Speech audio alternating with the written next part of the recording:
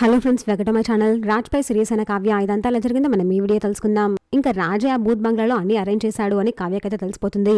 దీంతో కావ్య రాజ్తో ఇలా అంటూ ఉంటుంది, మీకు వల్లంతా ఈగోనండి, మీరే అంతా అరేంజ్ చేసి ఏం తెలియనట్టు నేనే మీకు లొంగిపోయేలా చేసుకున్నారు. ఈ బూత్ బంగ్లాలో దయ్యంలా తిరిగింది వాడే కదా, ఆర్టిఫిషియల్ వర్షం కురిపించింది కూడా అతనే కదా అని కావ్య అయితే అంటూ ఉంటుంది.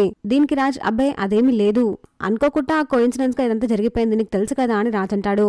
రేపు మన పిల్లలు మీ శోభనం ఎక్కడ జరిగిందమ్మా అంటే దయ్యాలు తిరిగే దరిద్రమైన ప్లేస్ లో, కిడ్నాపులు చేసే ప్లేస్ లో జరిగింది అని చెప్పమంటారా అని కావ్య అంటూ ఉంటుంది. ఏ ఊరుకో, మన పిల్లలు ఎందుకు శోభనం గురించి అడుగుతారు అని రాజ్ అంటాడు.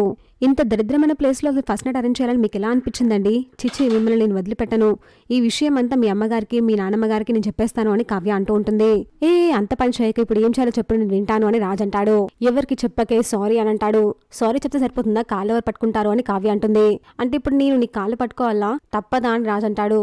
తప్పదు అని కావ్య అంటుంది. ఇంకా రాజ్ కావ్య కాళ్ళు పట్టుకోపోతూ ఉంటాడు. ఆపండి ఆపండి, ఏం వద్దులేండి, చేసిందంతా చేసి ఇప్పుడు ఇలా చేస్తే ఏమవుతుంది అని కావ్య అంటుంది. మరి ఇంట్లో ఎవరికి చెప్పవు కదా అని రాజ్ అంటాడు.